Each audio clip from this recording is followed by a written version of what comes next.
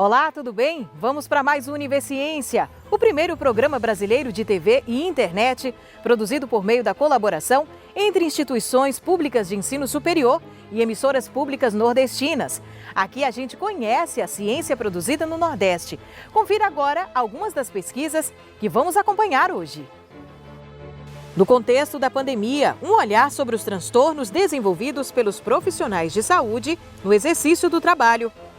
Uma pesquisa da Universidade Federal da Bahia avalia a perda do olfato e a eficácia do tratamento para recuperar este sentido em pessoas contaminadas pela Covid. Nascido de um trabalho de pesquisa da Universidade Federal de Sergipe, grupo atende mulheres vítimas de violência.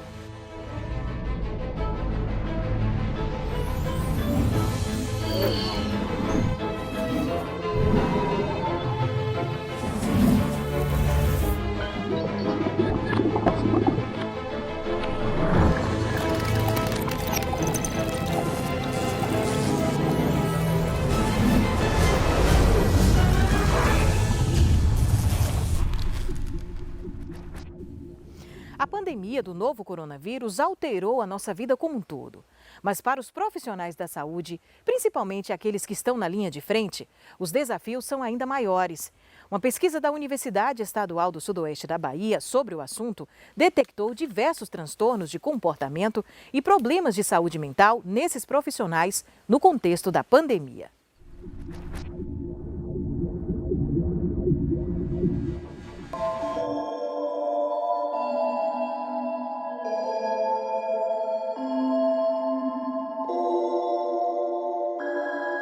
Como o projeto ELAPS, ele é bem grande, né, bem amplo. É um instrumento que são compostos por duas etapas. Na primeira etapa, tem um número de questões referente a alguns critérios, na segunda etapa, outro. Nesse trabalho, a gente investigou especificamente a questão dos transtornos mentais comuns nesses trabalhadores. O que a gente concluiu foi que a prevalência foi elevada nos trabalhadores. A maioria, né, que teve a prevalência elevada foram mulheres e pessoas mais velhas. Uma coisa que chamou a atenção da gente foi que não teve uma relação significativa entre a presença desses transtornos e a infecção por Covid-19.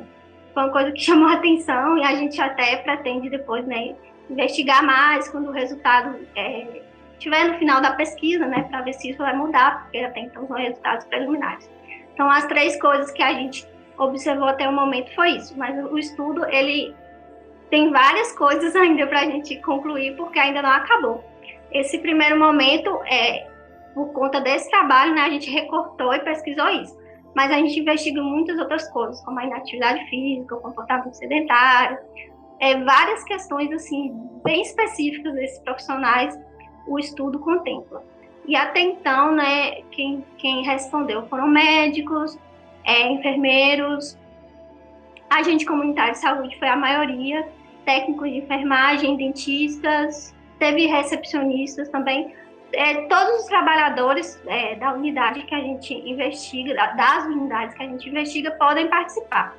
Não tem restrição nesse sentido, qualquer categoria profissional pode participar. Nosso estudo, ele caracteriza-se como um estudo multicêntrico, onde nós temos vários centros de pesquisas envolvidos.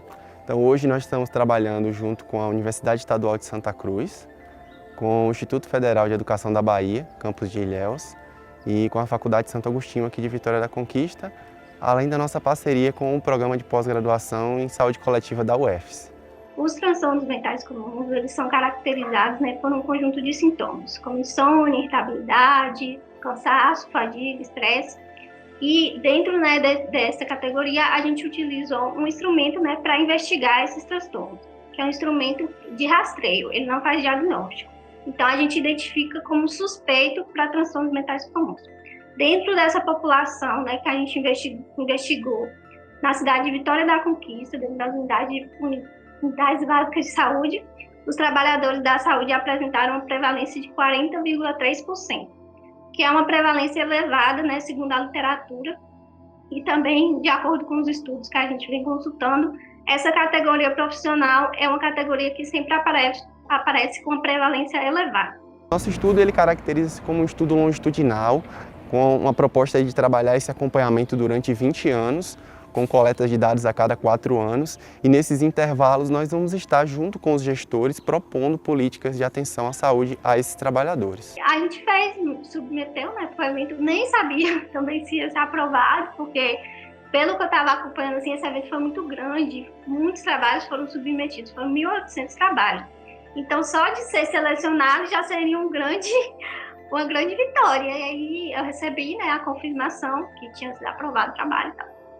Aí apresentei. No dia que eu fui apresentar, eu fiquei mais chocada ainda, porque eu que apresentei, aí na sala, quando eu entrei, assim, eu fui a quarta, eu não lembro exatamente assim, a ordem, mas, assim, antes de mim, depois de mim, sempre foram mestres e doutores, assim, tinha uma pessoa de graduação, além de mim, assim.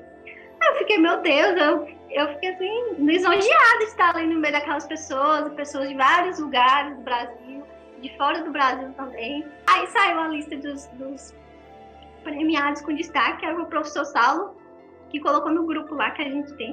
Aí eu falei, ué. Aí eu fui ver, tinha recebido um e-mail e tal. Aí eu fiquei muito feliz, assim, realmente a gente nem esperava, porque foi o primeiro trabalho do projeto, porque foi uma coisa, assim, muito despretensiosa mesmo, mas, né, pela grandeza do estudo e pelo esforço da gente, aí recebeu o reconhecimento. Como eu sou da área da psicologia e eu estudo os transtornos mentais comuns, nesse sentido, eu acredito que o trabalho, né, ele pode ajudar a identificar esses transtornos, né, e poder chamar atenção para essa categoria profissional. Para a gente é um fator que nos motiva, mostra também a importância do investimento da instituição na iniciação científica. Essa bolsista é uma bolsista de iniciação científica da UESB, então é muito importante esses prêmios, como você disse, né? Como nós apresentamos resultados parciais, era algo que a gente ainda não esperava, mas que bom que a gente conseguiu, isso nos motiva a cada vez estar tentando melhorar o nosso projeto.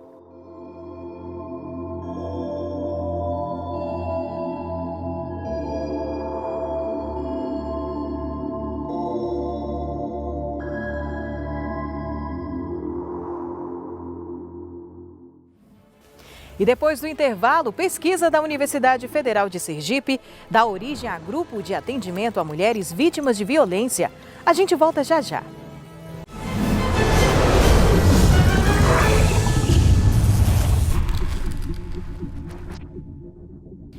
Na Universidade Federal de Sergipe, um grupo de pesquisa tem proporcionado uma rota favorável às mulheres vítimas de violência, facilitando e orientando o acesso aos serviços de saúde, assessoria jurídica e diversas outras instituições no enfrentamento à violência contra a mulher.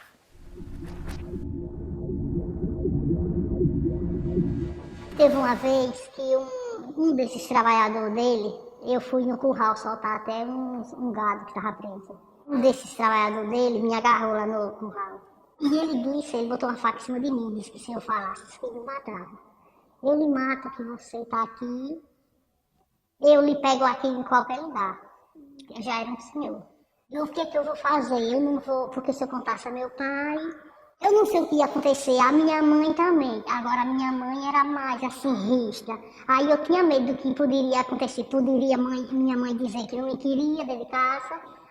Não sei o que poderia acontecer. A ideia é que ela tem uma rota favorável, tá? Então a rota favorável eu faço um boletim de ocorrência, passo por uma mediação na delegacia de conflitos e sou encaminhada imediatamente ao grupo de apoio a mulheres agredidas, que é o GAMA. Aqui a gente aborda essa questão dessa mulher em todos os aspectos, nos aspectos sociais, encaminhando ela para os serviços e políticas públicas existentes no município, quando não, fazendo uma provocação para que isso ocorra, orientando sobre a busca de assessoria jurídica também. Se necessário, serviços de saúde, por exemplo, imediatamente você consegue uma mulher que tem um estresse pós-traumático de uma violência que ela viveu, e que isso está fazendo com que ela perca o sono, alterando a qualidade de vida, a gente consegue encaminhá-la a psicólogo. Nós temos aqui dentro da UFES, né, um ambulatório onde tem profissional disposto a ajudar essa mulher a atender. Em 12 encontros, quer dizer, aproximadamente 3 meses,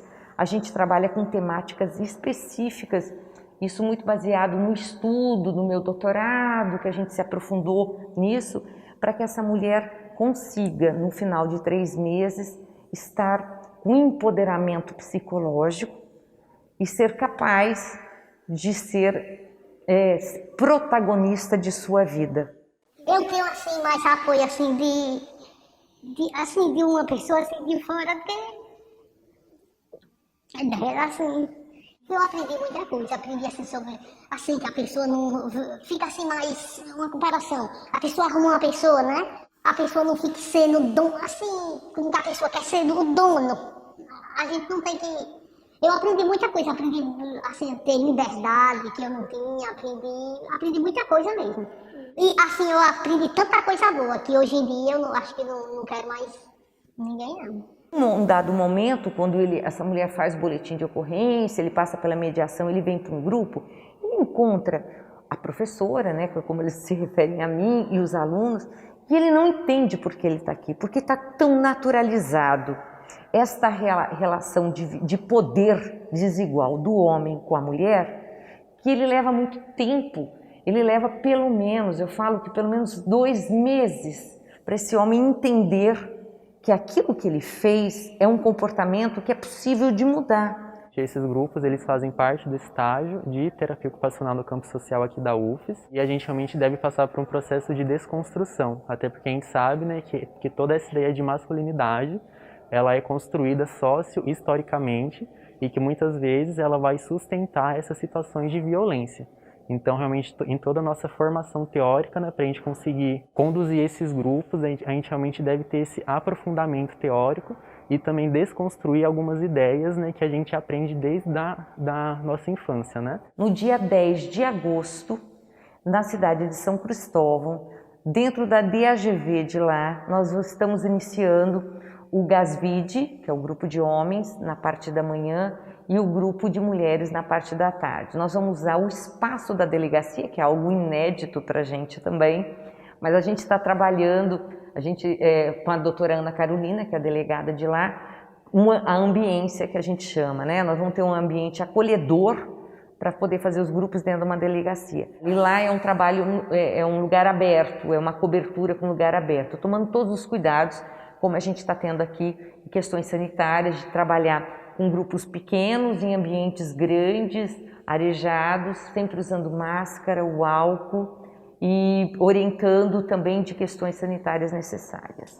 Eu falaria que elas tenham coragem, assim como eu tive, ter coragem de revelar, procurar assim, umas pessoas que ajudem a fazer o BO, se precisar ir para a delegacia, para o juiz, para onde for, não tenha medo não.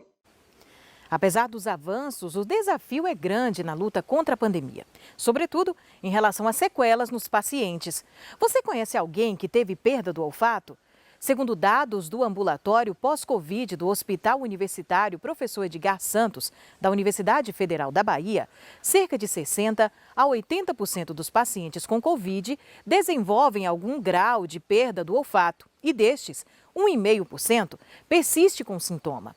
Investigar as alterações no olfato e avaliar a eficácia de tratamentos para a perda desse sentido em pacientes pós-Covid é o objetivo de uma pesquisa desenvolvida na Universidade Federal da Bahia.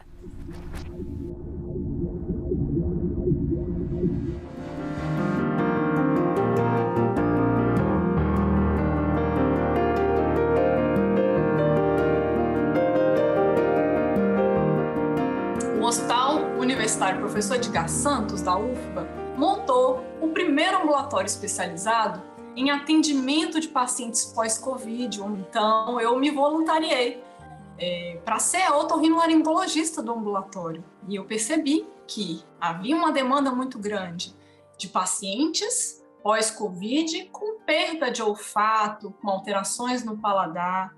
E aí, a partir dessa demanda aumentada, eu imaginei que seria um bom projeto de pesquisa se a gente pudesse avaliar se os tratamentos que a gente vinha fazendo, se eles funcionavam também para a Covid. Porque como é uma doença nova, a gente utiliza os tratamentos que já utilizávamos para as outras perdas de olfato pós-gripes, pós-resfriados, para a Covid-19. Então, a gente precisa testar por meio de pesquisa científica se esses tratamentos são válidos.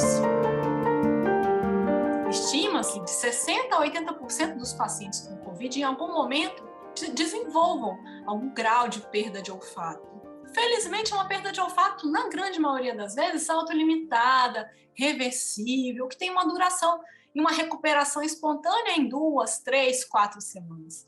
Entretanto, a gente tem um contingente de 1,5% dos pacientes que vai persistir, que está persistindo com perda de olfato mais prolongada. Calculando 1,5% em milhares e milhares de pacientes acometidos pela Covid-19, é um contingente muito grande, porque a perda de olfato é uma privação de sentido, uma privação sensorial de um dos mais importantes sentidos que a gente tem, que nos remete às memórias, aos afetos. Tem também uma possibilidade importante de nos defender no meio em que estamos, para nos defender contra ameaças domésticas, vazamentos de gás, panelas queimadas, incêndios elétricos. Tudo isso é detectado de forma rápida e precoce por meio do olfato. Já se sabe que o SARS-CoV-2, que é o vírus causador da Covid, ele tem afinidade por diversos tecidos do corpo, inclusive pelo tecido olfatório. Então, ele tem uma afinidade por esse tecido olfatório, ele inflama esse tecido olfatório, torna esse tecido olfatório mal funcionante e atrapalha também a comunicação desse tecido olfatório com o córtex cerebral, que é o cérebro que interpreta os cheiros. Então, esse prejuízo causado pelo SARS-CoV-2 pode ser melhorado com um treinamento de essências que já é validado e estudado para as outras perdas de olfato, pós-infecciosas, pós-traumáticas, e é um tratamento já amplamente realizado no Brasil e no mundo. Consiste em treinar, em cheirar uma sequência de 4 odores conhecidos, que são rosa, cravo, limão e eucalipto, 2 vezes ao dia por 3 meses. Esse tratamento consiste em regenerar o epitélio olfatório danificado e melhorar as conexões dele com o córtex cerebral. Então, estamos na fase de coleta de dados, já temos aproximadamente entre 80 e 90 pacientes incluídos na pesquisa. A gente precisa de ter 2 grupos fazendo tratamentos diferentes para acompanhar a evolução desses 2 grupos e saber as diferenças de resultado, as diferenças de resposta entre esses 2 grupos. Então, no nosso estudo, na nossa pesquisa, todos os pacientes recebem o treinamento olfatório, metade recebe ácido alfa-lipoico, que é uma medicação antioxidante, neuroregenerativa, que também já é eficaz para outras perdas de olfato pós-infecciosas, e a outra metade recebe comprimido de placebo, amido. Fazendo isso, a gente conseguirá acompanhar 2 grupos diferentes, com 2 tratamentos, e saber a eficácia de cada um. Isso também vai gerar uma resposta em relação ao custo do tratamento, né? Que é diferente a gente fazer um tratamento isolado e um tratamento combinado. Para isso que a pesquisa funciona. E para isso que a pesquisa da universidade está, para trazer para a sociedade todas essas respostas e orientar os melhores tratamentos para os nossos pacientes.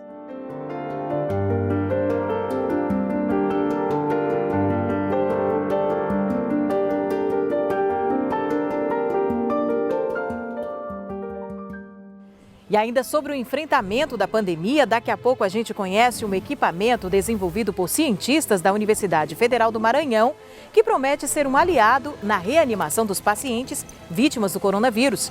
É depois do intervalo.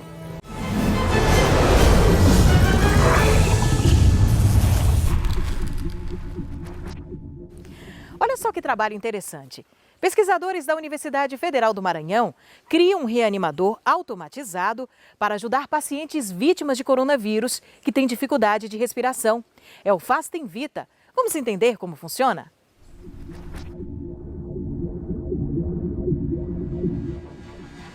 Esse é o Fastem Vita, um reanimador eletrônico constituído por uma bomba de ar e uma máscara que pretende ajudar pacientes da Covid-19 com problemas de respiração.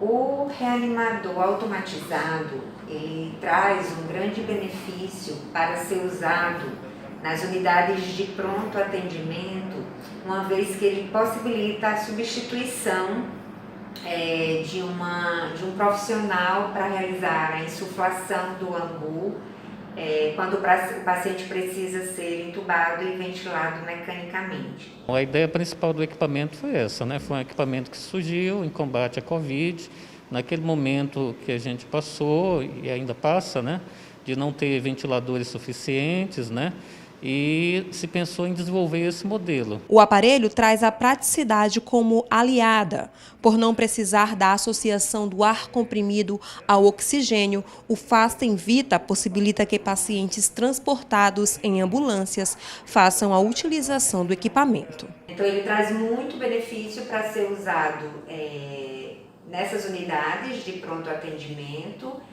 até que esse paciente possa ser transferido para uma unidade hospitalar ou até que seja possível colocar esse paciente num ventilador mecânico convencional. E aí a gente tira, de certa forma, uma certa imprecisão da mão, porque a gente consegue regular o fluxo de oxigênio que a gente quer enviar, a velocidade, a relação inspiração-expiração, né, que também pode ser controlada. Isso são variáveis do campo médico, né? A gente pegou essas informações da área médica para poder introduzir no equipamento. Com recursos disponibilizados por meio de chamada pública emergencial, a Fundação de Amparo à Pesquisa e ao Desenvolvimento Científico e Tecnológico do Maranhão custeou 10 protótipos que foram produzidos na UFMA. Vimos aí na visita que fizemos à UFMA as várias possibilidades e esperamos que os testes que serão feitos agora em animais possam verificar e ter a aplicabilidade que ele se propõe. A gente viu aí as possibilidades e com muita satisfação vemos então o resultado de uma pesquisa desenvolvida dentro do Estado, ela possa ser aplicada não só aqui, mas em todo o Brasil, e esperamos que ocorra o mais breve possível os testes aí que possam deliberar sobre a aplicação em seres humanos. Diversas universidades do país participaram da pesquisa, como, por exemplo, as federais do Pará, Santa Catarina e Goiás. A equipe de pesquisadores das universidades conseguiu desenvolver um aparelho como esse, que custa em média R$ 2.000 e R$ 2.500. Agora, a meta atual é conseguir investimentos para que testes sejam feitos e, assim, a produção de 100 unidades para hospitais e ambulâncias do Maranhão. O próximo passo nosso agora são fazer os testes in vitro, né? Então, todos os testes foram feitos em laboratório e agora a gente precisa dos testes reais, que devem ser conduzidos pelo hospital universitário, né? Ou então pela área veterinária, as pessoas que vão utilizar esses equipamentos. A universidade ela tem trabalhado de várias formas nesse sentido, né? Tanto através desse tipo de projetos, que seria pesquisa aplicada, né? Como a pesquisa mais pura, né? A área médica está se empenhando nisso, a área da ciência da computação com as redes neurais também se empenhando em criar modelos, né, para identificar o vírus, né, para identificar essas populações, poder classificar, né? Então, a universidade ela tem sido bem ativa nesse sentido. Bom, e com esta boa notícia, encerramos o Universiência de hoje. Na próxima edição, voltamos com mais pesquisa científica para você. Tchau, tchau e até lá!